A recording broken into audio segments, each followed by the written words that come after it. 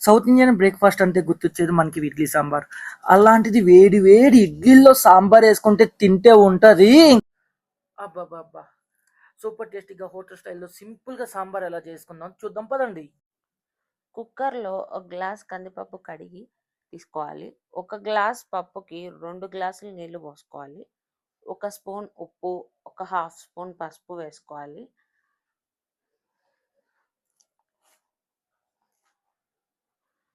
ఒక 2 పచ్చిమిరపకాయలు, ఒక చిన్న సైజ్ ఒక ఆనియన్, పొటాటో కంప్లీట్ ఆప్షనల్, కావాలంటే వేసుకోవచ్చు లేకపోతే వద్దు. ఒక చిన్న సైజ్ టమాటా.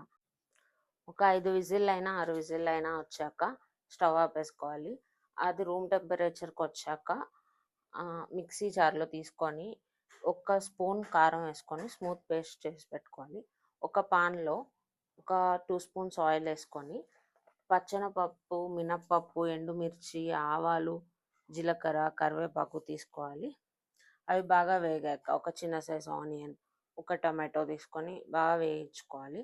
తర్వాత చింతపండు రసం, మనం మిక్సీ వేసిన పప్పుని దాంట్లో కలుపుకోవాలి. ఒక 2 గ్లాసులు నీళ్లు పోసి ఒక 2 స్పూన్లు స్పైసీ సాంబార్ పౌడర్ కలుపుకోవాలి.